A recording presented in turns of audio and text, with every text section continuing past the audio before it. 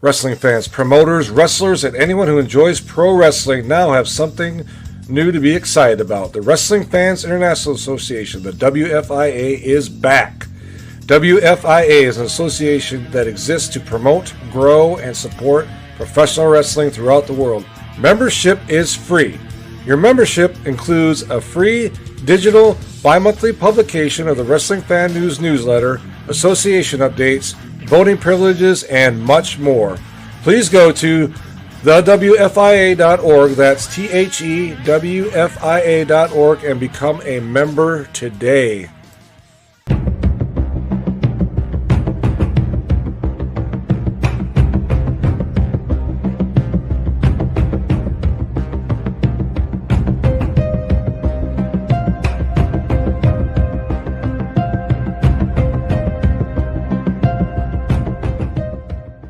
Hello, everyone. Welcome to yet another episode of Welcome to Slamtown. My name is Sam, and I'm joined as always by Tim. Welcome, buddy. Tonight's show, I think we're going to call it like a celebration. We'll be discussing some of our favorite matches from the career of Bray Wyatt, who unfortunately passed away last week.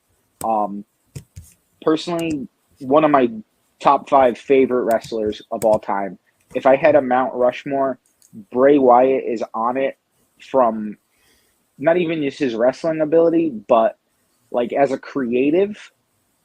It's just it's a big loss to the community, and it's something I didn't think I'd ever be talking about.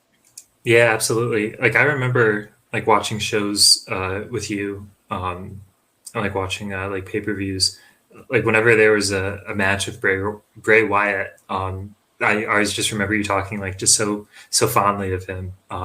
Like you just really enjoyed him, and absolutely like understandable because he was just so creative with especially his Fiend character. I really enjoyed that. So definitely a big loss. Oh yeah, when the Fiend first came around, I will openly admit this. There were some points where I wasn't as into wrestling as I have always been. When the Fiend came around, that was something that got me back into just all of it. That reawakened the passion, the interest. It made me want to watch again. Right. It was just such a creative character, like a cool concept. Granted, the Fiend character and just Bray Wyatt himself wasn't everyone's cup of tea, but it was just... It was... I'm struggling for words with this, but it was like... It was magnetic. It drew you in. It was something interesting. It was against the grain. Because like people watch wrestling, they want to see guys fight. They don't always necessarily want to see like a creative character. They just want to see 2 guys hitting some moves, winning titles. The Fiend was a character and a persona that didn't need victories. It didn't need title reigns. It was just something that made you watch. Right. Like, and especially like having, yeah. Sorry, didn't mean to cut you off there. No, you're good, dude. You're good. Like I was gonna say, like having something that kind of brings you back into something you've enjoyed, like watching, or like a community that you've been a part of for so long.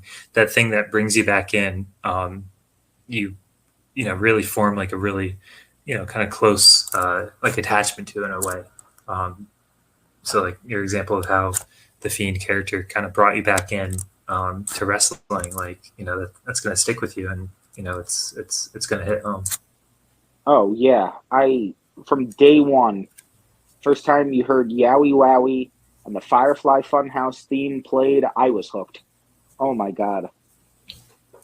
And I remember you were explaining like the whole idea of like a Firefly Funhouse to me for the first time, and I had no idea like what you're talking about. I was like, what is this? Like, this doesn't sound like wrestling, but after seeing it, it's like just so imaginative, so creative. Nothing like it, really. So before we get into like the main discussion, what the Firefly Funhouse was. So when Bray Wyatt first appeared in WWE, he was the leader of this faction called the Wyatt family. And it was like a cult. He was like he was the leader, and they were like these brainwashed followers. When the group first originally appeared, it was Bray Wyatt, Eric Rowan, and Luke Harper. Luke Harper, we also unfortunately lost at a young age. I want to say in 2020 was when he passed. Rest in peace to Brody Lee, formerly known as Luke Harper, number one in the Dark Order. So the original formation of the group was Bray Wyatt, Eric Rowan, and Luke Harper. They were a cult leader and his followers situation. Eventually, they added more members, which include Braun Strowman, Daniel Bryan, and Randy Orton were all at one point members of the Wyatt family. When the cult idea kind of ran its course, the group split up. People kind of went on their separate ways. Eric Rowan fell back in with Daniel Bryan, was his bodyguard. Luke Harper left the company, ended up going to AEW. Braun Strowman kind of started doing his own thing. And Bray returned as, the best way I can describe it, this Mr. Rogers-looking dude. He had the red sweater, he had khakis, he had dress shoes. And what the Firefly Funhouse was it was like a children's program. He'd present it. He had puppet friends that came out with him. There was Mercy the Buzzard, Abby the Witch, Huskus the Pig Boy, and Ramblin' Rabbit. And then there was a Fiend puppet, which was Bray Wyatt's alter ego. And Firefly Funhouse was where he would like do all his promos and his on-screen, like if you were there live, you'd see him up on the Jumbotron, and he's in the Funhouse. And he was like a kid show presenter. He'd be like, "Hi kids, welcome to the Firefly Funhouse," and he'd do like the Pee Wee Herman word of the day bit, and he'd be like, "Now come on, follow me," and he'd go talk to Ramblin' Rabbit. Ramblin' Rabbit would always end up like smushed with a hammer or something. And then like during his presentation as a children's show host, like static would go across the screen, and this gravelly voice would say, "Let me in," and that was like signaling that the Fiend was going to arrive. Bray Wyatt was the man behind the Fiend mask, but storyline was that it was like this dark entity that lived within him that he kind of would let out for him to like do he called it healing. Like the Fiend, he needed the Fiend to help people heal through the hurt. Like he would use pain to help these people. And it was is such a cool character. It was, I can't remember the guy's name for the life of me, but this like famed horror movie mask maker and like makeup designer, he did like the Night of the Living Dead zombie makeup and like Freddy Krueger, all these different monsters. He designed the Fiend mask and the Fiend custom title belt. Yeah. Oh, I didn't know that. That's cool. Yeah. I think it was Tom Savino is the guy's name, but I could be very wrong. If the audience wants to Google that and then get in the comments, do a little Googling. That was a really good description of. Oh, thank you. The sit down. Very concise. Very good. I have a very black and white way of doing my hobbies. I either know everything or nothing at all, and there's zero gray. It is black or it is white. I am either 100 or none of it. Either all in or no in. Exactly. So the first thing we wanted to talk about, WWE, when they announced that Bray Wyatt had unfortunately passed away, canceled SmackDown on the Friday. They didn't cancel like the airing of it. They didn't cancel the time slot. They canceled the current storylines and the progression and just presented it as a celebration of Terry Funk, who we mentioned had passed in our last episode, and Wyndham Rotunda, a.k.a. Bray Wyatt. So the show opened with the customary 10-bell salute. Anytime a wrestler passes, that's usually the custom. It has whatever roster is there was on the stage. Everyone's standing there in silence. The ring bell rings 10 times. But what happened during his 10-bell salute, his rocking chair, when he was the Wyatt family leader, like the cult leader, he would sit in this little like old rocking chair, and he'd be rocking back and forth, and he'd have a lantern in his hand. The lights go out. The roster and like backstage, everyone that's there really is out on the stage, and a spotlight shines, and it's Bray's rocking chair. It's just sitting there in the middle of the spotlight with a little bit of fog rolling through it. It was one of the most powerful things I've ever seen. It just, I full disclosure, I cried. Like I said, Bray was one of my favorite talents. And it was a beautiful tribute to one of the most creative forces in professional wrestling. I don't care what you say, Bray Wyatt was one of the most creative minds in the sport forever, ever. And he will go down as that. He is one of the most, if not the most, creative minds in professional wrestling. Yeah. Very creative. And then aside from that, there were moments all through the episode, wrestlers paying their tributes. They had a match honoring Terry Funk. It was a Terry Funk hardcore match. The Street Profits defeated the Brawling Brutes during it. During the match, Montez Ford from the Street Profits looked right in the camera and he shouted, "He has the whole world in his hands," which is one of the phrases Bray used when he was a member of the Wyatt family. Rey Mysterio, the current United States champion, took on Grayson Waller. Rey Mysterio used the clothesline running senton combination that Bray Wyatt often used in his matches as a tribute to his friend. It showed Braun Strowman and Eric Rowan with the rocking chair. Eric Rowan isn't contracted to the WWE at the moment, and they let him have this moment with his peers, his friends, everyone he know that kind of was around the same time on the roster with him and Bray. And we were talking before we started recording, the main event of this episode of SmackDown was LA Knight versus Finn Balor. Finn Balor was one of the first people that the Fiend Bray Wyatt, he was the first person Bray Wyatt wrestled as the Fiend in WWE. And that was at SummerSlam 2018 or 19, one of those. All I remember, I was in Florida, so it had to be 2018 or 2019 when I was living in that area. And then he fought LA Knight, Finn Balor, in this match. LA Knight was the last person Bray Wyatt wrestled in the WWE before he took some time off for health reasons. The final match of Bray Wyatt in the WWE was the Mountain Dew Pitch Blackout match at the Royal Rumble.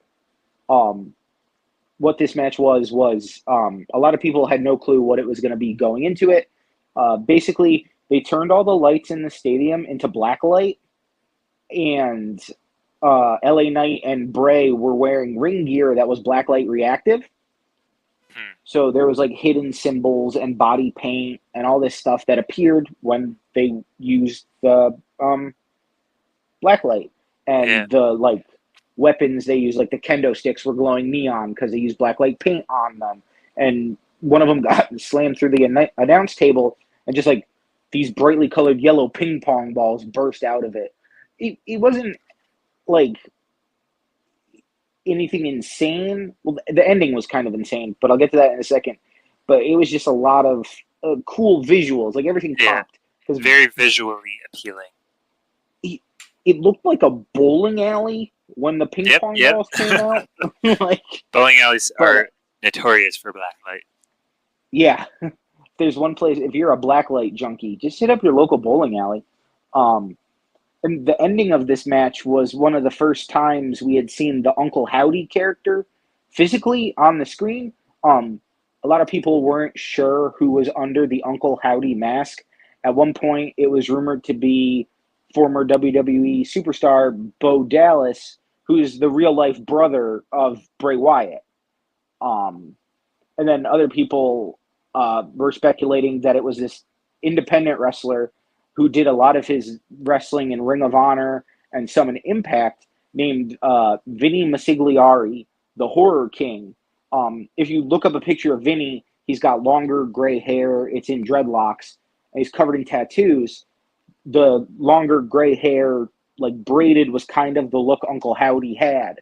So a lot of people weren't sure if it was Bray Wyatt or Bo Dallas, Bray's brother, or Vinny or Vincent, as his ring name is, was the one under the mask. But Uncle Howdy was part of Bray's return when he came back after getting released from his original contract. Because when he returned to WWE at Extreme Rules, which is one of the pay-per-views that was first under the Triple H regime, Bray just simply, like, the show was about to end, and there was a door on stage, just a regular, like, door you'd walk through to enter a room in your house. The door opened. There's nothing on the other side. You heard the opening chords of Bray Wyatt's theme song, and the fans do this thing when Bray would come out called the Fireflies. That's where he got the name for the Firefly Funhouse. It's just you turn on your cell phone camera or hold up a light in the audience and you sway it back and forth to the rhythm of his entrance music, and that started to be known as, yeah, exactly. It was called the Fireflies. People started doing the Fireflies, and then Bray Wyatt appears seemingly out of nowhere and walks through the door holding his signature lantern. And speaking of his signature lantern, that's how they ended the Bray Wyatt tribute on SmackDown. After LA Knight pinned Finn Balor in the main event, in the ring, Bray's lantern was sitting there, like his original Wyatt family lantern, not his version of the lantern when he was the Fiend, which we will get to. It was just his regular lantern from when he was the original Bray Wyatt, and the lantern is sitting there glowing in the ring. Fog rolls in. It pans up to the Titantron, and there's just a still image of Bray standing there. Like it was like a hologram kind of thing of Bray standing like he's walking into the back. Like he's going, like he's ascending. Right. And the final moment of the show was the light on the lantern going out. Very fitting. When I tell you I bawled. I don't blame you, man. and one thing I will say is, he passed, or news of his passing came out on Thursday, I believe. And obviously, Yes. SmackDown airs on Friday. So the fact that they were able to put together such like a complete, tribute, like memoriam for him within like 24 hours, pulling clips from just his entire career, putting together like this full show celebration with such a short like notice. It's very commendable, very impressive. One more thing I will say about his tribute. I don't know if this is true. As a fan, I want to believe this is true. And I personally, I do believe this is true. Roman Reigns, his current title reign, The Fiend is who he beat to win the Universal title. The one that he's actively holding. Oh, he I did defeated not know that. Bray Wyatt during the Thunderdome era, which was when they had the video screens be the audience during COVID protocols. Mm-hmm. So Roman, I believe Bray Wyatt was defending the title against Braun Strowman, a former member of his Wyatt family stable. Roman Reigns returned and made the match a triple threat. He won the match, and he's held on to the title ever since. The title belt The Fiend carried, when he was Bray Wyatt, it was the big blue leather Universal title. And when he was The Fiend, it was a title belt, but instead of the WWE symbol, it was The Fiend's face. Yeah. With big You gotta straps look alongside. at pictures of it. It's very cool looking. Oh my God, it was one of the coolest custom title belts I've ever seen. John Cena's spinner belt, dog water. Triple H's Brahma Bull title, doo-doo. The Fiend Universal title, chef's kiss. Magnificent. Beautiful. Oh, so good. So Roman Reigns took the blue Universal title belt because he still had it. He was the last person to actively hold it. He was actively using it on TV until they introduced the gold belt he carries now. Mm-hmm. He went to the home of Bray Wyatt's widow and his children and presented them with the title. Because Bray Wyatt was the person who debuted the blue title belt in WWE. Oh, gotcha. One of the matches we're going to cover later, Bray Wyatt won the Universal title, and it was the red belt, which is the version a Raw superstar would carry. Mm-hmm. Bray Wyatt got drafted to SmackDown as the active Universal Champion, and in an episode of the Firefly Funhouse, he came in dressed as a wizard. Not a wizard, like a party magician with the black top hat and the little white gloves. And he used his magic wand to change the Universal title into the blue one for the SmackDown brand. Because you can't have red on SmackDown. That just doesn't work. That's not the colors. That's not the color. That's not the color, guys. So now that we've discussed the very touching tribute that WWE put on for Bray, we wanted to talk about the match in which Bray Wyatt won his first singles title. Mm-hmm. It was which brings 2017. 2017, the Elimination Chamber pay-per-view main event. I will say, before winning the title at this event, Bray Wyatt had only held one title in WWE before this. He held the SmackDown Tag Team titles with Randy Orton for 23 days, and that was his only title reign until this moment. Wow. Makes it all the more impressive what's about to happen. Right. I'm going to bring back, we're going to hop in our time machine, our royalty-free DeLorean, and we're going to travel back to Elimination Chamber 2017 in Phoenix, Arizona at the Talking Stick Resort Arena.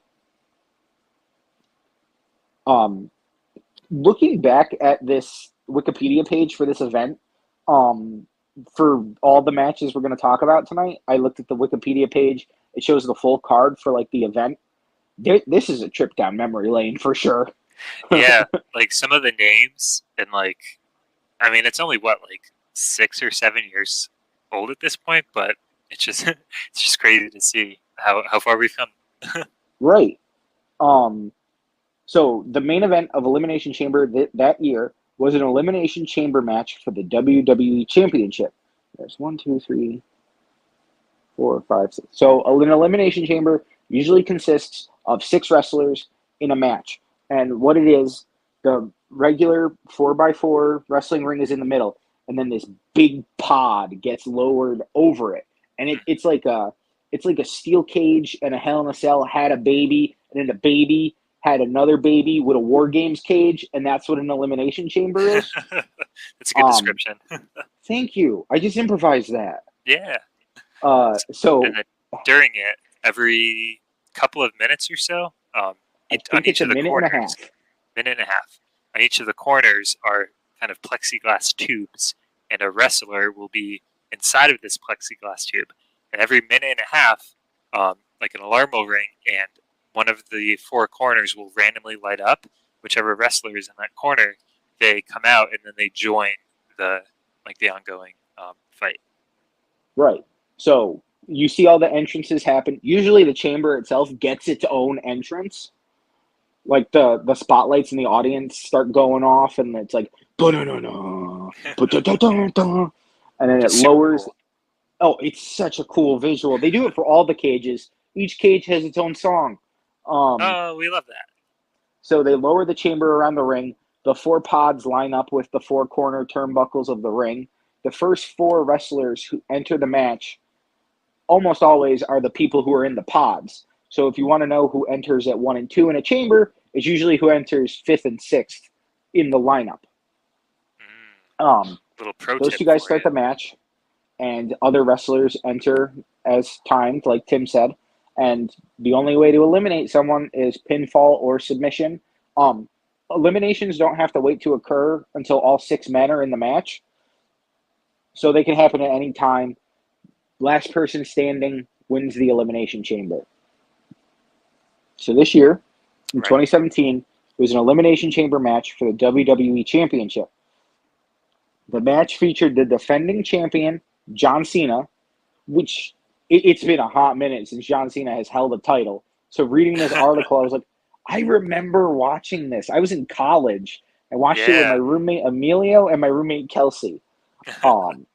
So it featured WWE Champion John Cena, AJ Styles, The Miz, Dean Ambrose, who's now known as Jon Moxley in AEW, Baron Corbin, and Bray Wyatt.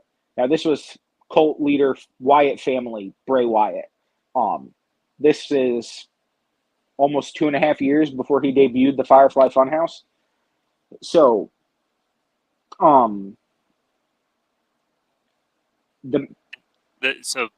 the start of the match, I believe it was just John Cena and AJ Styles starting out in the ring, and then yes, Miz, Ambrose, Cena and Styles were 1 and 2. Yep, Miz, Ambrose, Corbin, and Wyatt were all in the chambers. And I think the order was Dean Ambrose was released first, and then Baron Corbin, I think. So and then after that, Bray and Miz. Cena first, Styles second, Ambrose third, Wyatt fourth, Baron Corbin fifth, and The Miz sixth. Yep, that's right. The Miz was the last one released. So the first elimination did not occur until Baron Corbin entered. He was the first person eliminated. Right. So, there's a legendary wrestler in the WWE, Ric Flair. Ric Flair was oh God, if I get this number wrong, people are going to be so mad at me. Ric Flair was a 16-time world champion. In this match, thank you. In this match, John Cena was currently in his 15th title reign. John Cena lost the title this night, technically to Bray Wyatt, because that's who won the chamber. This was, like we said, Bray's first run with the WWE title. I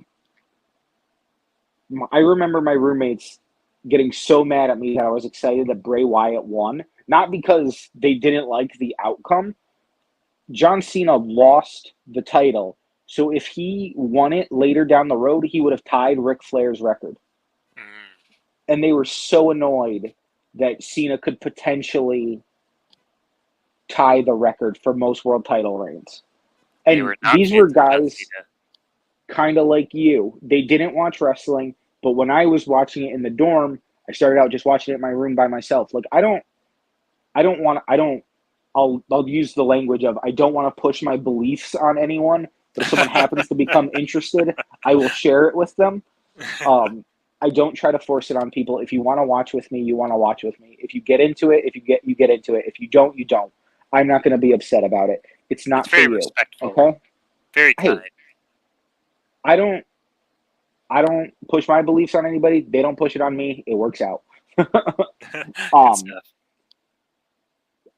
All I remember, Cena got eliminated, and I believe, so Cena got eliminated fourth, which left AJ Styles and Bray Wyatt in the ring. Either one of these men winning the WWE title in this elimination chamber, I would have been A-okay with. Right. Contrary to popular belief, I am not a John Cena fan. Never liked him. I didn't, like, he was a cool personality, but I never thought he was a good wrestler. Recently, he has added a few more moves for his, like, one-off appearances he does, but he was never, like, exciting to me in the ring. Bray Wyatt I liked a lot because I thought his moves were unique. I thought his style, the way he walked around the ring, his persona, everything, total package was exciting, it was cool, and it was fun.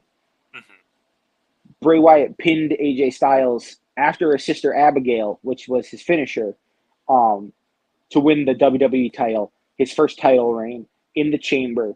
It was such a cool moment as a Bray Wyatt fan to just be like, my guy finally won the big one. Right. You know? And especially like you were saying, his only previous title win was a tag team title that he held for like a month. Yes. So to go from that to the WWE Championship, like, that's like awesome that he was able to kind of be given this opportunity and go with it. I'm pretty sure it was a short reign because if I remember correctly, that year he dropped the title to Randy Orton at WrestleMania. Storyline at this time, the Wyatt family consisted of Bray Wyatt, Luke Harper, and Randy Orton. Randy Orton was who Bray held the tag team titles with for this title run. And basically you find out Randy Orton infiltrated the family just to get to Bray to win the title. So, like, allegedly Randy knew Bray was going to win the Chamber, and he, like, dismantled the Wyatt family from the inside and was like, I'm gonna fight you at WrestleMania. I want this title match. So, I will say, this was one of the first, I remember this part. This was like a WrestleMania where WrestleMania has like the big grand stages, like design-wise, but literally they refer to the show as the grandest stage of them all. Right. And this year, it felt like it was 3 miles long. It was an entrance ramp that was LED screens, so they were putting graphics on the like path the wrestlers were walking down, like they were walking on the image. Mm-hmm. So, Randy Orton, his nickname is the Viper, like a snake. Yeah. They put a snake on the ramp that was like following him. It looked like a fucking sperm cell. It looked like Randy was being followed to the ring. Oh man. Oh my god. There was some kind of weird gimmick with that WrestleMania match too, between him and Bray, because randomly it would just cut to like a GoPro or a camera. Because like if you're ever watching WrestleMania, this is the view you're seeing on your TV. There's the ring, and then past the turnbuckles, the 4 corners, are these big lighting trusses, and they lead to like this big ornate like roof ceiling thing. So, yeah, like directly above the. Yeah, and it's got like the logo, and it's usually got like some fun shape. Like the year it was in New York, it looked like the Statue of Liberty's crown. Ooh, very cool. That kind of thing. Now that I'm thinking about it, this might have been in New York. I'm not sure, but it would like randomly switch up to some POV, like you were in that like crown ceiling thing we just described, looking down at the ring, and it like the mat would light up, and they would project like a bunch of mealworms and cockroaches and stuff onto the ring, and it's like, what is this? And then the announcer would be like, oh my god, the mind games are setting in. Everybody knows snakes hate bugs. Do they? Does everyone know that? I think we need a nature scientist out here. I'm not a snake doctor, but I think that's wrong. I'm not also a not man. a human doctor. I'm not a snake doctor, a man doctor, a lady doctor, or a child doctor. I'm just a dude. I'm just a human. But Bray winning this title in the Elimination Chamber was definitely one of the gold star moments in his career and for us, the fan base, because it was like, oh yeah, it's cool to see John Cena hold the title that many times, but it's always more exciting when a new guy wins it for the first time or the underdog wins it, you know? Right, definitely. Because like Bray Wyatt arguably was one of the underdogs in this match, because Dean Ambrose, The Miz, John Cena, and Styles were already WWE champions.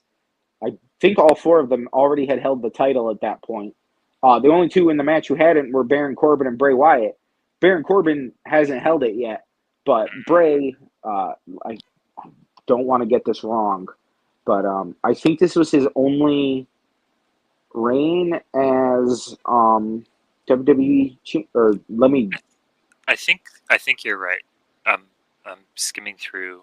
Yes, this was the only time he held the WWE Championship. Right. Just a quick run through his title reigns. He was a WWE Champion 1 time. He won it in this match.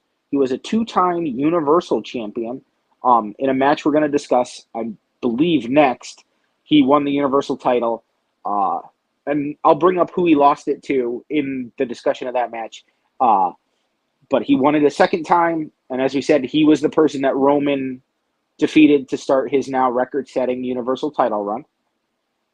He was a 1-time Raw Tag Team Champion with Matt Hardy. Mm-hmm. And then he was a 1-time SmackDown Tag Team Champion.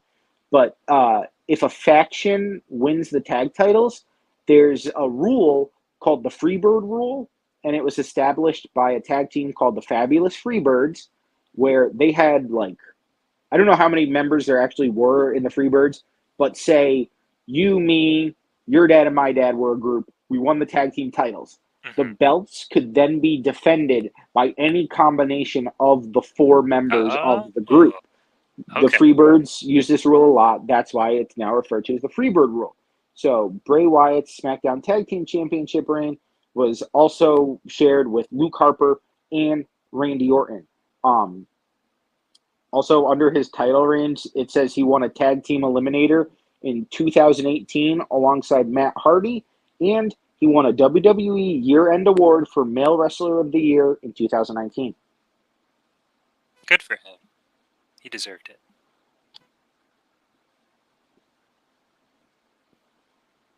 Oh, he also won an award for Worst Match of the Year and in 2020. It was Braun Strowman at the horror show at Extreme Rules.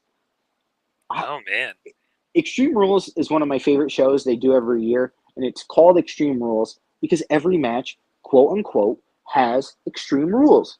What that means is none of the matches contested at this pay-per-view should be a standard one-on-one wrestling match. It could be a one-on-one wrestling match, but it could be a no DQ match, so you could use weapons. It could be a false count anywhere match. All I remember from something with a fun rule. Right, it's got a little pizzazz. The horror show at Extreme Rules, all I remember from it was they had Seth Rollins versus Rey Mysterio in an eye for an eye match. And I remember that. Yeah, the winner, like to win, you had to remove. I'm using air quotes, but this is audio only. Remove the other guy's eye, which led to Rey Mysterio wearing an eye patch on air for a couple months. If I remember correctly, the Bray Wyatt Braun Strowman thing was just like Bray showed up as the cult leader and then was like, come back to the family. And he was like trying to convince Braun Strowman to rejoin him and then just hit him with a Sister Abigail and pinned him. It was very quick, and it was mostly Bray just in the ring talking. But that did set up a Wyatt family swamp fight. Or maybe that was after that. But they definitely had a swamp fight at one point. I thought that was the coolest friggin' thing. Yeah. And like the Wyatt family swamp fight, another match we'll be discussing today is very similar. So, with that being said about the Elimination Chamber, where he won his first WWE title, we are now going to hop in our royalty-free DeLorean and go back to the future. I don't think I can say that more than once or they'll charge us. Yeah, we better be careful. We're hopping into our DeLorean with an A instead of a D, and we are now traveling to the kingdom of Saudi Arabia in the year 2019. And this match is Seth Rollins defending his WWE Universal title against the Fiend Bray Wyatt. And this is the main event at Crown Jewel. Crown Jewel. As I was saying to Tim before we started recording, I was looking for something to put on in the background with no sound, so as to not taint the audio. I'm watching Crown Jewel 2019 right now. I didn't skip ahead to this match. I just started it from the beginning.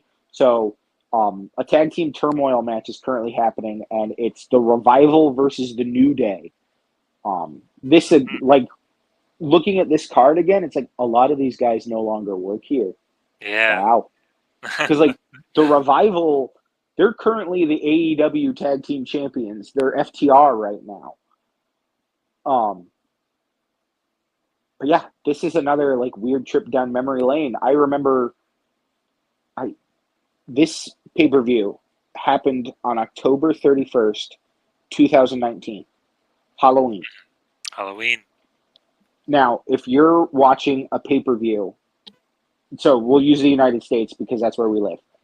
If it's ever you're watching a pay-per-view, they go on at like 7 p.m., 8 p.m. your time. If you're watching one that takes place in a foreign country or a different time zone, well, not different time zone, if it's a different country, it goes live at 7 or 8 p.m. their time. So for us in the United States, the Saudi Arabia shows go live at 8 p.m. Saudi Arabia time, which is like noon Yeah, it's like 11 in the morning, noon, which is So a wild time of the day to just sit down and watch like a 3 or 4 hour long wrestling show. I remember the first Saudi Arabia show they ever did, not to get too far off track, was called The Greatest Royal Rumble. A Royal Rumble has 30 people in it. Winner gets a title match against the champion of their choice at that year's WrestleMania. It's like the All-Star game, but it has a prize. The Greatest Royal Rumble from the Kingdom of Saudi Arabia had 50 people in it. It was a lot of people. It started at 11:30 in the morning on a Thursday. Remember this because my professor canceled class and I got to stay home and watch it because it was my only class that day. Hell yeah. I lived off campus and my roommate had come home from work and he was like, "Oh, wrestling's on? It's 11:30 in the morning." I was like, "Oh yeah, it's from Saudi Arabia, blah blah blah." He sat down and watched about an hour of it with me. He leaves to go to class, comes back from class, I'm still watching it. And he goes, "Dude, it's 3:00." I was like, "The main event just started." It started at 11 and it felt like it went to 6:00 our time. Yeah. And I was like, "Oh my God." That's something. But it had 50 people and the winner got a trophy. I think Braun Strowman ended up winning it. I think But you're right. now Braun Strowman, former Wyatt family member, here we are, back on topic. Boom. Boom. That's how it's done, baby. You can't say we didn't get derailed because we are back on track. We're back on the Wyatt train. Yowie, wowie. Yeah, so a That's little his pictures. background. Oh yeah, sorry. No, you're good. A little background for this match is it was Bray Wyatt against Seth freaking Rollins, and their previous match had been a Hell in a Cell match against At Hell in a Cell. At Hell in a Cell. And Rollins is the defending, is it Universal Champion? Is that right? Yep. For these matches, right? So the Hell in a Cell match ended. You were telling me this before the match, so I take before the recording, so I take no credit for any knowledge or anything. Hey, no worries. But it ended by referee intervening because Seth Rollins had just stacked a bunch of chairs and tables and just a ton of crap on top of Bray Wyatt, kind of just rendering him immobile. And then the referee was like, "Hey, we're calling the match there." But you were saying isn't really how Hell in a Cell matches work normally. It has to be a pinfall or submission. So the whole thing with a Hell in a Cell, it's a steel cage match basically, but it's not tight to the ring. There's space to walk around it inside the cell. It's a steel cage with weapons.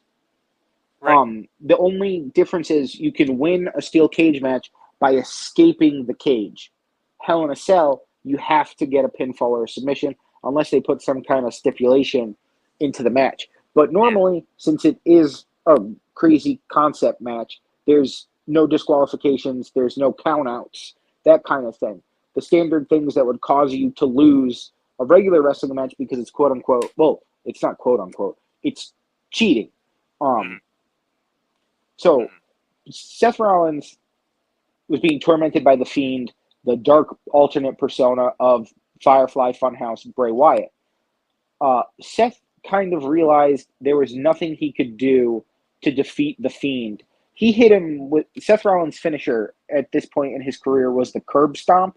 So guy would be on all fours in the ring, and Seth would run up, do a little jump, and then bring his foot down on the back of their head, like slamming their face to the mat. Right. And that was the curb stomp.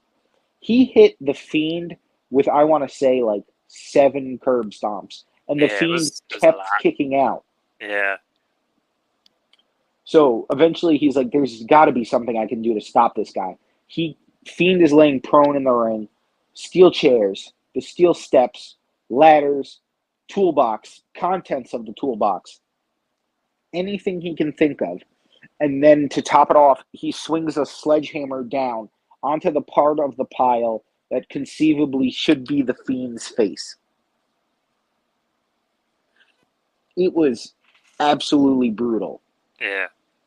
I don't remember if they did it during the Hell in a Cell match, but during a lot of the Fiend's matches, it would be bathed in this cool red lighting.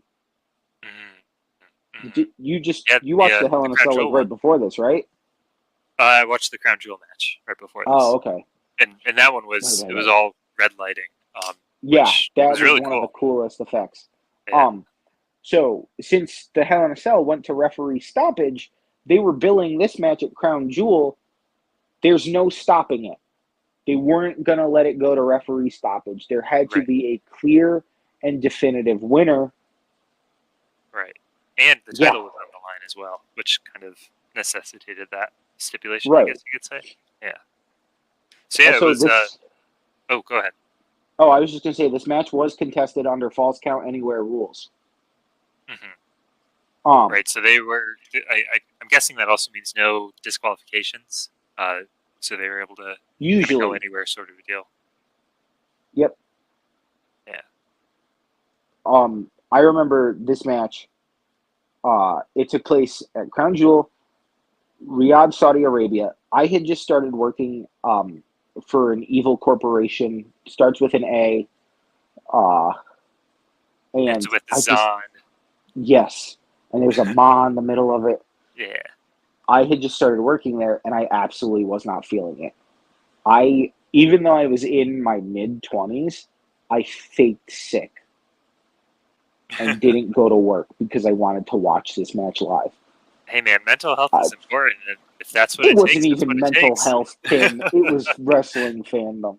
I was like, I'm sure watching it brought your morale up in a way. It did. It was my first day out of training, and I was like, I'm sick. I can't go to work. I guarantee if my parents listen to this, they will bring it up and be like, you did what, young man? It's almost 4 years ago, but whatever. I'm just kidding. I love you, Mom and Dad. But this match was so cool. It had that cool red lighting. It had... They toss around the term, this has a big fight feel around a lot, arguably more than they should. I feel comfortable saying this match had big fight feel. Yeah. It was start to finish fun. This is going to sound so stupid. You pay for your full seat, but you're only going to use the edge of it. You sound like an announcer. I'm trying. Hire me. No, that was good. Yeah, there were some really good spots in it too that I liked. I'm a big fan of any time when there are not only one table set up, but two tables set up stacked on top of each other. And this match featured that exact thing happening. That's why you like the exploding lucha so much. Exactly. Table stack. Yeah, Seth set up two tables right on top of each other outside the ring. It looked like he was just trying to do anything to get the Fiend down.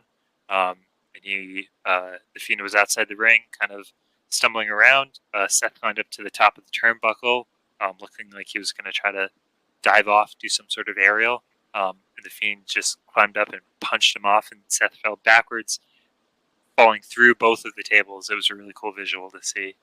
And all of this in the glorious red light. Yeah.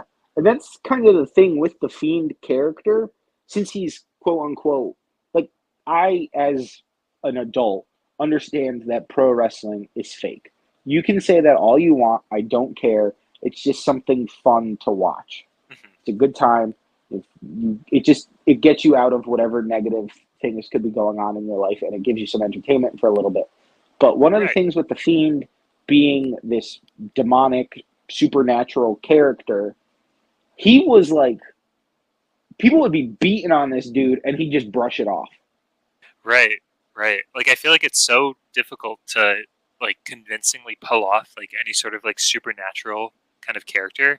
Because at the end of the day, it's like, you know, like, magic is, you know, it's you can kind of tell. It's like, all right, we're just having fun here. Any magicians in the audience? No offense. Fuck you. Oh. But, like, you know, there's just something about it where it suspended your disbelief because it was so entertaining, and his Fiend, you know, persona was just so intimidating to watch. It was scary. You're like, oh my gosh, like, this guy looks frightening. Like, he is not reacting to anything. I understand it's a human man in a mask, but Just it doesn't. It seems way more than that. Yeah. Yeah. There was a point when The Fiend was feuding with Randy Orton and he burned him alive. I was reading about Like, that. I'll have to watch that. Randy set The Fiend on fire. It was a dummy, like a prop, The Fiend they used. But then that year at WrestleMania, The Fiend showed up and he was like charred. It was so cool. Like, The Fiend wore a mask. It was white. It had like red lips, these fangs, and it was like open at the top. So Bray's dreadlocks came out the top of it, and his beard stayed inside. Well, he was pretty much clean shaven. Well, not like clean shaven, but his beard was closer to the skin when he was the Fiend. When he was like the burned version, he like spiked his dreads like upwards at an angle, and the mask was like melted and crispy looking. It reminded me of something from the Twisted Metal video game, like that clown guy. Oh, Sweet Tooth? Yeah, it kind of reminded me of that a little. Yeah, a little bit. The Fiend had such a cool visual with his ring gear. He had the mask we just described. He had like a black singlet top, and then he had like, they kind of looked like ringmaster pants. They were like black and red striped. Yeah, like vertical pinstripes almost. Yeah. He had these little like fingerless gloves he would wear, and they said hurt and heal on them. And then black wrestling boots, and he wore like a black trench coat out to the ring. You know how I said I was going to bring up his lantern again? Yes. That's right now. Have you seen the Fiend's lantern? I believe I have.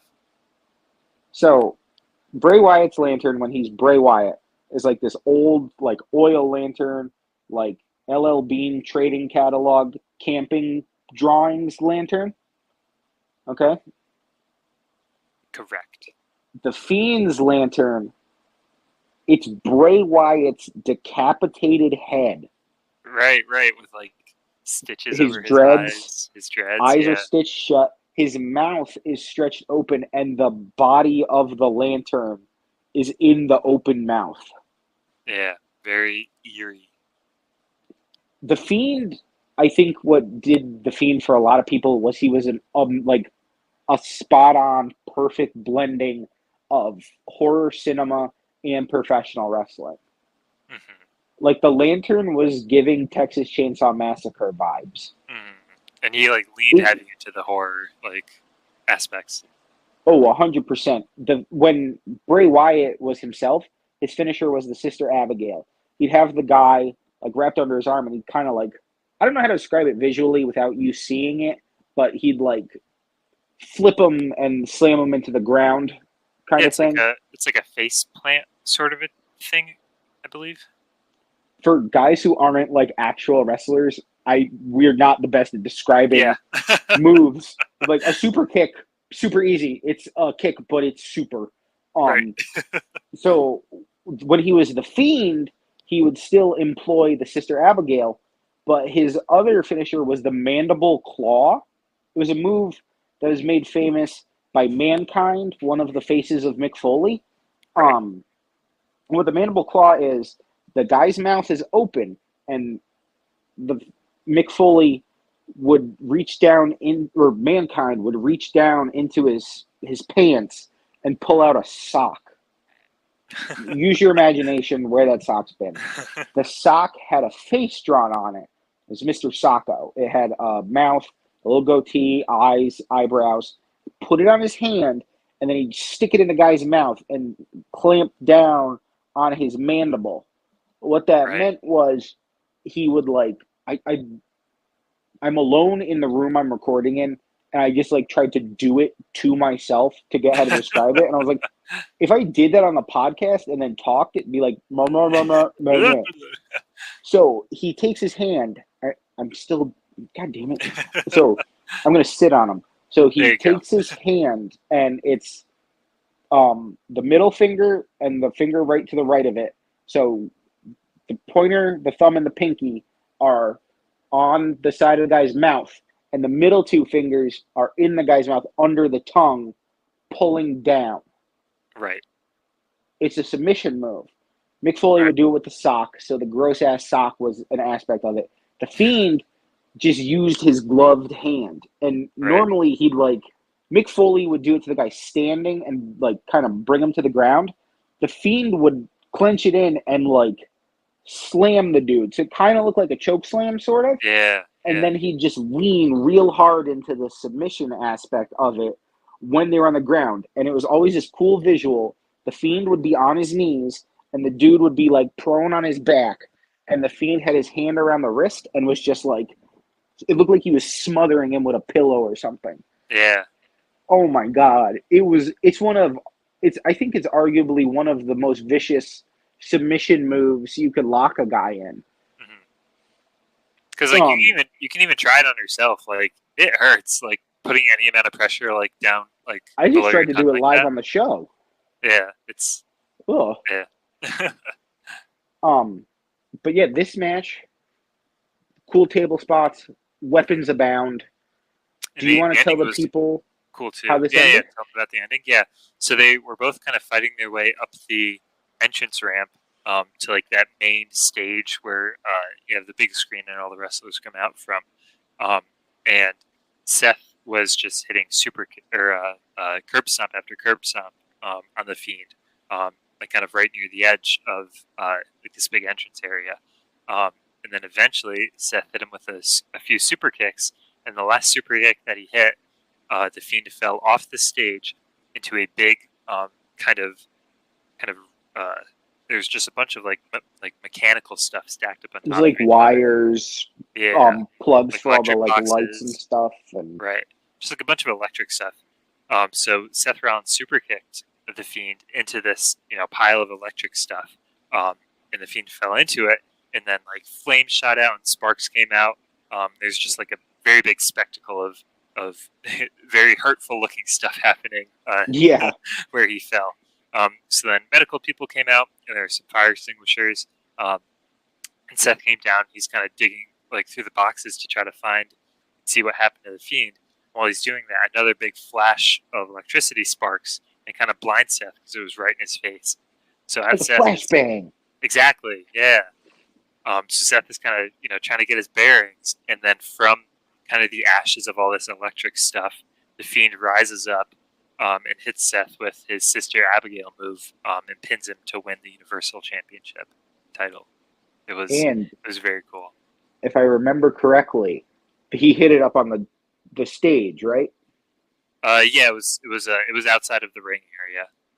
The lights go out, and then the Fiend appears when they come back on in the ring with the title belt. Mm-hmm. Yep. That's another thing a lot of supernatural characters do. Like the Undertaker does it. Like the lights go out, they come back on, and the person is there. Usually, like they'll do it during a promo. So like Seth Rollins would have been like, "I'm gonna beat the Fiend's ass," blah blah blah. And the lights go out, they come back on, and the Fiend is like right there behind him. Hits him with the Abigail or something. Stuff like that. Oh, spooky ooky. Very spooky. Very cool, though. I always fans of that. The Fiend, this is where he wins the Universal title. Mm-hmm. Pretty much up to this point, they're billing the Fiend as something that is unstoppable. Seth Rollins had to almost murder him to end the Hell in a Cell match. He hit how many curb stomps in both these matches we just mentioned combined to try and put down the Fiend, and he still couldn't do it. Right. I don't remember what show it's at. Honestly, it might be another Saudi Arabia show from the same year, but the Fiend loses his title to Goldberg, and they're building the Fiend as this unstoppable, demonic, supernatural force. And for those of you who don't know, Goldberg wrestled in WCW. It was this other company that was like the big competitor to WWE. Goldberg had this legendary, like, I gotta look it up. It's this insane undefeated streak. Yeah, like it went on for a while. So, it was 173 matches undefeated was Goldberg's undefeated streak. So Goldberg was the one who took the title off of The Fiend, and they're building The Fiend as this undefeatable, unkillable force. Goldberg hits a couple jackhammers and then spears him. Things over in like under 5 minutes. I remember being absolutely livid that Goldberg was the person to beat The Fiend. Right. It's like the top guys of your company could not beat this man. And the person who could was Goldberg. Right. Like 10 years past his prime, Right. knows literally 3 moves, Goldberg. And in like a quick like squash match almost, right? Yeah, and it was one of the main events for whatever show this was. If it wasn't Crown Jewel, it was probably Super Showdown. Let me see if I can find that real quick. Yeah, that's I'm pretty sure that's just it like was Super disrespectful Showdown. almost.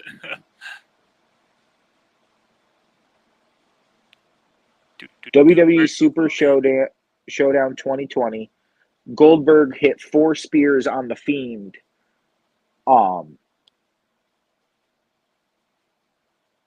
Yeah, it was not a good show. The full match is 4 minutes and 20 seconds long.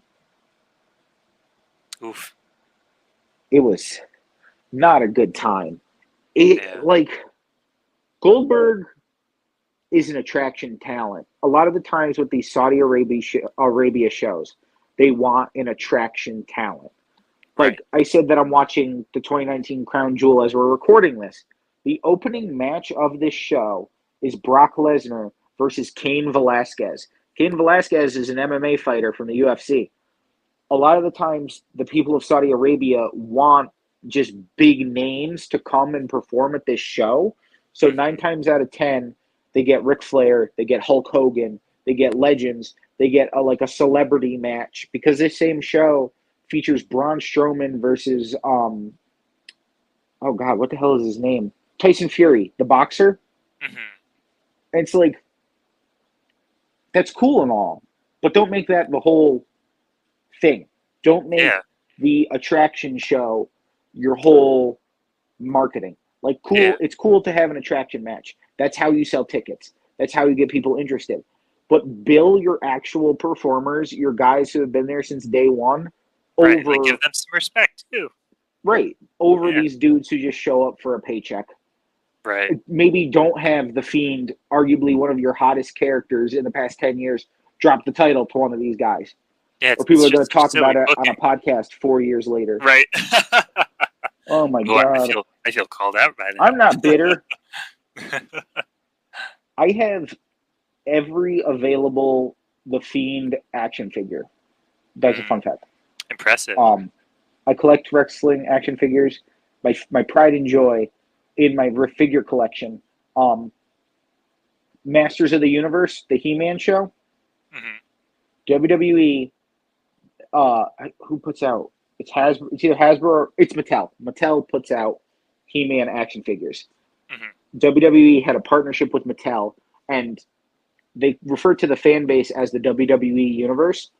They made a line of action figures called Masters of the WWE Universe, and it was wrestlers as He-Man characters, not literally like John Cena is He-Man. It was wrestlers in the style of the He-Man figures, so they're really short and they're really wide, and they come with interchangeable hands that like turn to weapons, and they have accessories. The original Masters of the Universe action figures, in the back of the bubble, like the plastic bubble you rip off to get the figure out, was a little comic book, and it gave you the backstory of the character, and it like that's so fun. Showed them like if it was He-Man who was fighting Skeletor, if it was one of Skeletor's henchmen, it'd be like how they met Skeletor or how they came to be in his service or something. Like the Masters of the WWE Universe figures had those little books in the back of them. They released them in waves. Every wave had 4 figures in it. Arguably, my 2 favorite figures from the entire set are from the same wave. One of them is WWE Hall of Famer Mr. T.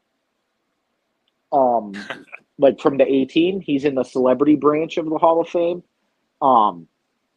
And the other one is a Fiend Bray Wyatt figure. And it's like the little comic shows like there's like this friendly traveling magician, and it's Firefly Funhouse Bray.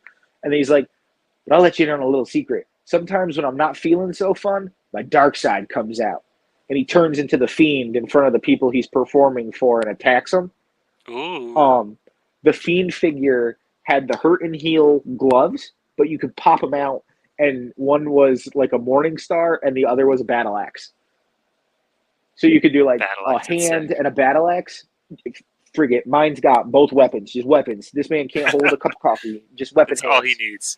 He can't pick up an object. He's got weapon hands. I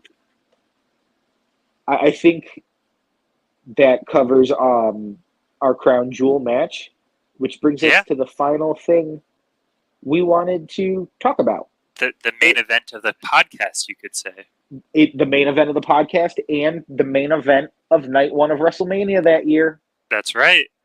Do you want to let the people know what we're talking about, buddy? Sure. So this is, we mentioned them before, but this is a Firefly Funhouse match at WrestleMania 36 Night 1, I believe. Is that right? Yep, this was on night one. So, or honestly, now that we've said it out loud, it might have been night 2, but that's not important. It was at WrestleMania that year. So, for those of you who might not have been watching wrestling at the time, it was during the COVID-19 pandemic. So there were no crowds at the shows. Right. Late pandemic, WWE did this thing called the Thunderdome, where there were these video panels, and you could sign up to be in the virtual audience. You would get a link, and it was basically to like an empty Zoom call. So you would be in a Zoom call with one of these video screens, and your face would pop up in the virtual crowd. I was actually in the virtual crowd for Hell in a Cell that year. And you like just entered your email and you got the link, like if you were picked to be in it.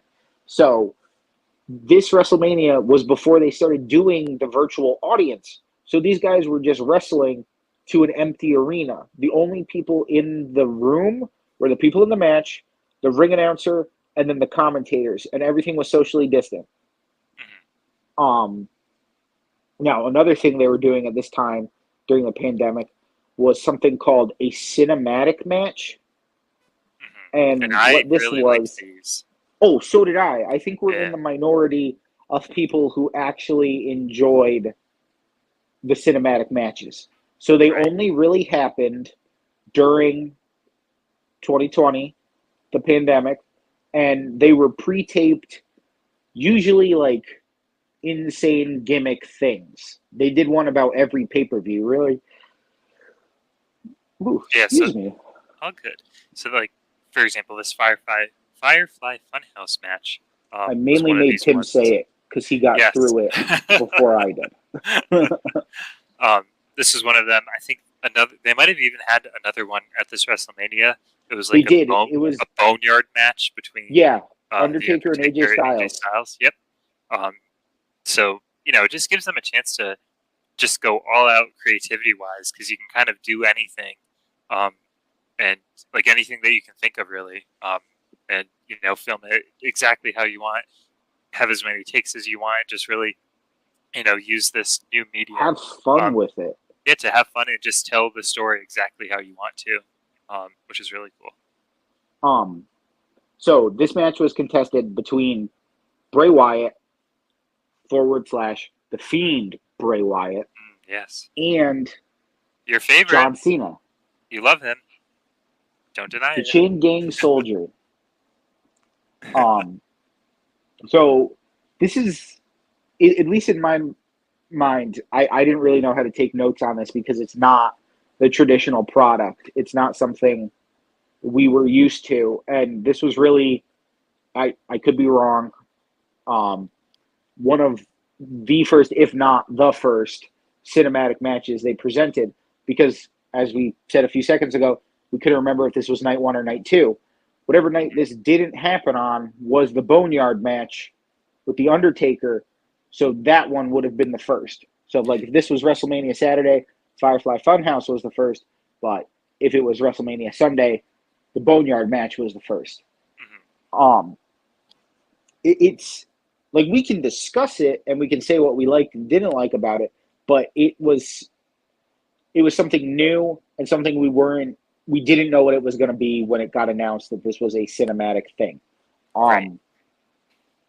Like, a lot of the big hits for me in this match, they brought in, like, references to not only the past of Bray Wyatt and John Cena, like, as rivals, but as individuals.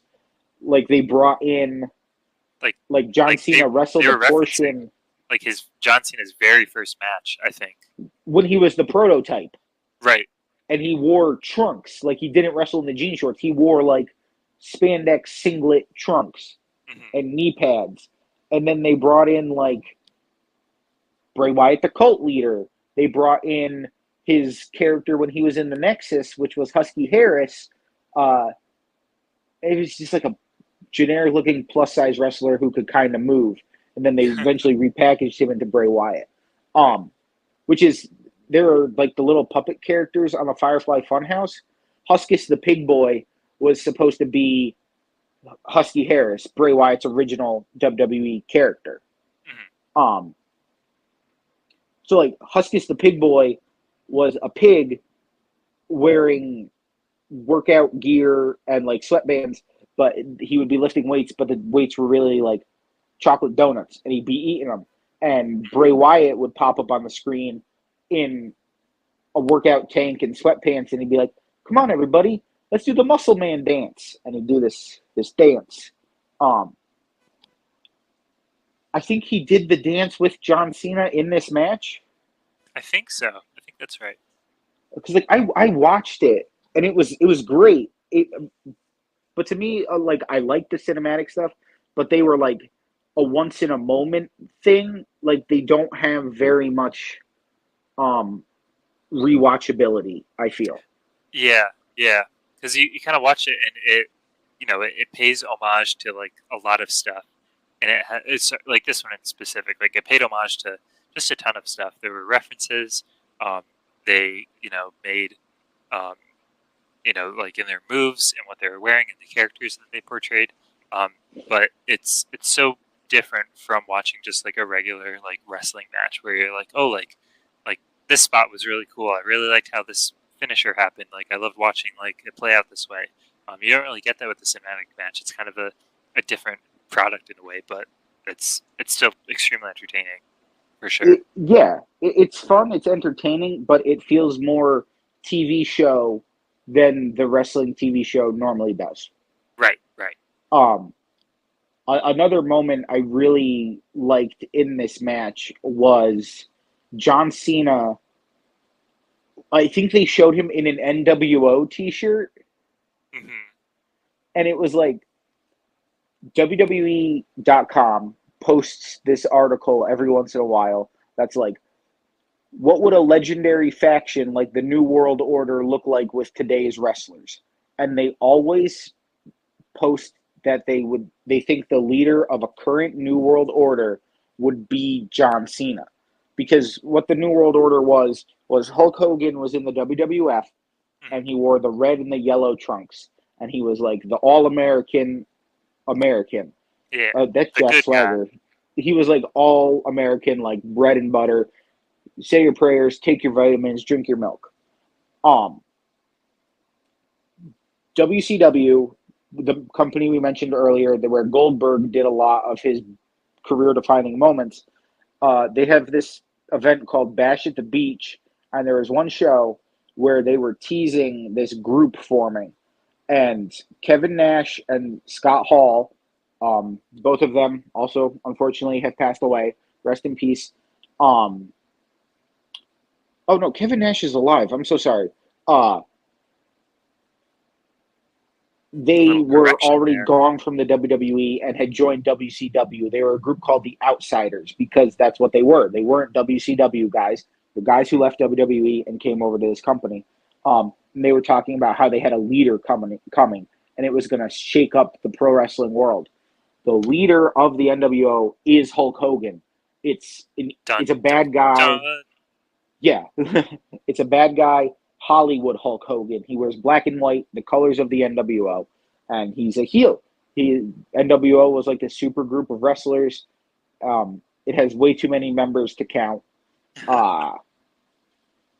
And yeah, it was like, oh, John Cena would be a current leader of the NWO because I think he's the wrestler currently, even though he's like a by appearance guy now, who most closely, like, you could say is like the modern Hulk Hogan.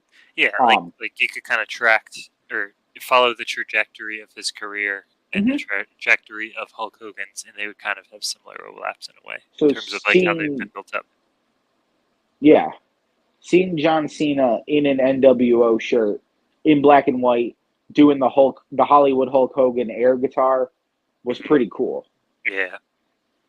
I know my dad is an occasional wrestling fan. He watches more of it now than he did a while ago, but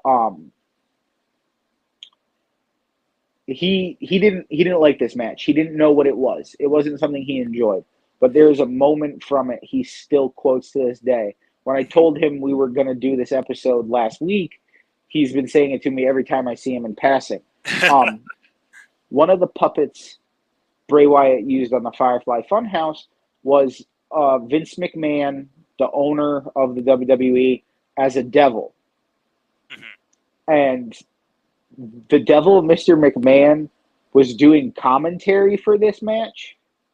Oh. There was like a little puppet guy doing commentary, and he just kept going, ruthless aggression.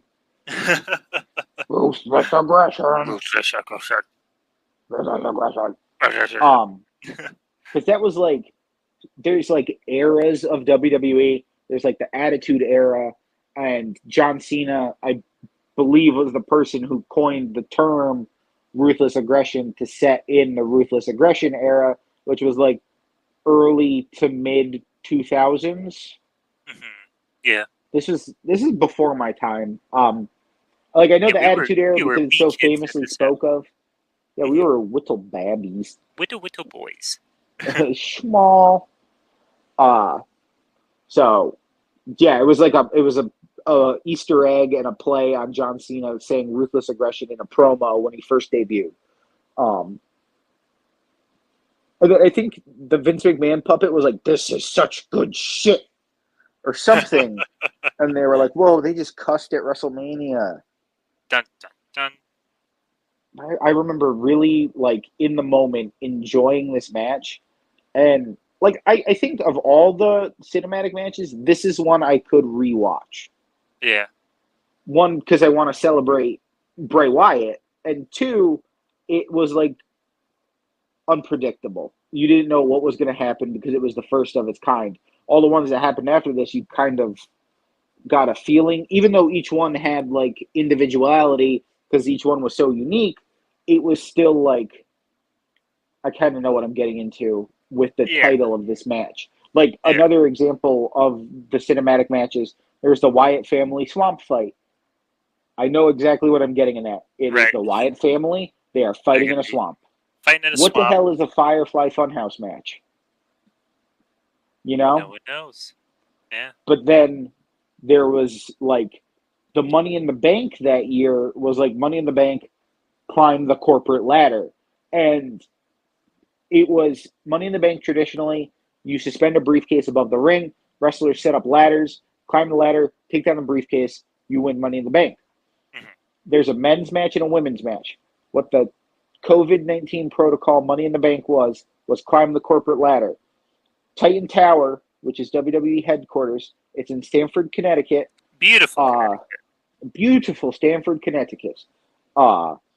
It started in the lobby of the headquarters, and the women's and the men's matches were happening simultaneously. The women started fighting in the lobby right outside the elevators. I think the men's match started in the gym or something. And you had to fight your way to the roof of the building, and then on top of the building was a wrestling ring, and the two briefcases were suspended above the ring. Climb the ladder, take it down, you win. Even that, I kind of knew what I was getting into. It was like climb the corporate ladder, and it takes place in the building, and it's like they're gonna fight to the roof. Yeah, they're going to the roof. Definitely Firefly unique. Funhouse. Yeah, they were unique matches, but Firefly Funhouse, I think, takes the award for best cinematic match in terms of like the WWE ones. Mm-hmm. It was one of the first, if not the first. We are still undetermined on that, but Right. The I think jury's it set still a out. bar. I think a lot of people were worried wrestling during the pandemic wasn't going to be good because you couldn't have a crowd, nothing fun was going to happen. What could you do? Mm-hmm. So I think with the circumstances that the entire world was in at that time, WWE and the other companies were able to still put out product to the fan base they knew would still be watching because they're loyal to the product, or they're just loyal to the sport itself. And I think a lot of people ended up enjoying it, even though they were confused or bad mouthing it. It wasn't great wrestling. It wasn't great shows during the pandemic, but they were still putting on something for the fans. So that it wasn't all you have to be scared, you have to be worried, you have to be on edge because there's a global pandemic happening and no one knows what to do. They were providing a light, they were providing like something safe, something that's the usual, something that's the norm, something Something to you get your knew mind you were off. guaranteed. Yeah, you could get your mind off of the horror that was happening all around you in the world, and it was a guarantee because nothing during COVID was guaranteed. But you knew Monday night you get Monday Night Raw, Tuesday night you get NXT, Wednesday night there's no wrestling on Wednesdays, Thursday you get something, Friday you would get SmackDown. All Elite Wrestling launches, you got wrestling on Wednesdays. They opened their doors and started doing their shows literally like a month before COVID ravaged the world. Even then, they still put on shows weekly. It was the comfort of knowing that your thing was still there. You had some consistency. You had something that was known during a time that was nothing but unknowns.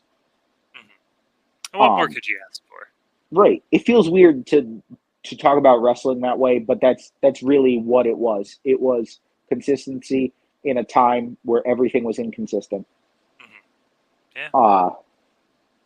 And I think that brings a wrap to our Bray Wyatt special. I agree. Yeah. No, we definitely talked about a lot of highlights. I loved hearing your personal connection with how he kind of got you back into wrestling with his character. So that was really cool to hear.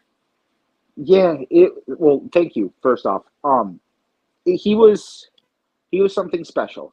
Bray Wyatt, Wyndham Rotunda, Husky Harris, The Fiend, whatever you knew him as, he was something special to you, an audience member, to you, a fan of wrestling. Maybe as a parent who saw it and was interested, and you could watch it with your kid, a significant other, whatever. He was something special. He was unique. He was creative. He was one of the greatest individuals in the world of professional wrestling. Absolutely. It really is a big loss to the community. And like I said earlier, this is an episode I never thought I would make. I never thought I'd be making episodes, but I'm blessed that I'm able to put this show out with you and people listen to it. And it's just, I'm just in all, like, I'm upset that we did this. Not like I'm not mad we made the episode. I'm just upset this was something that occurred and we had to talk about. We wanted to celebrate this, just like you said, once in a lifetime talent. I don't think there's any other better way to say it. My wishes and my hopes are with his wife, his children, his whole family, really. And even though he never, he wrestled under the name Bray Wyatt, he was a third generation wrestling talent. His grandfather was a wrestler and his father was a wrestler. He was someone that was known in the world to those in professional wrestling. They, legends, knew who his dad was. Legends, the people who were legends to the legends, knew who his grandpa was. Right. his grandfather was one half of the Blackjacks tag team. His grandfather was Blackjack Wyndham. That's who he's named after. And then his father was IRS, Erwin R. Shyster, famous tag team partner of the $1 Million Man, Ted DiBiase. He was something known in the world of professional wrestling to those inside the community, and he became something known to fans and audiences. Even if you're not a WWE person, if you're into AEW, if you're into Impact, Ring of Honor, anything, you knew who Bray Wyatt was. Because even if you didn't like his style, you didn't like his character, he was making headlines. He was someone that brought attention to the sport and brought a lot of new eyes to it. And wrestling is better off because of Bray Wyatt. Definitely. And yeah, with that, thank you for listening, everybody, and just hug your loved ones. Let someone know you love them. Call up somebody, say hello. Tell them you miss them. And ask them, talk to them. Never take each day for granted, for sure. You never know if you're going to have another. Thank you for listening. It means a lot to us, and we appreciate it. Have a beautiful day, everyone. Yep. We'll see you all real soon.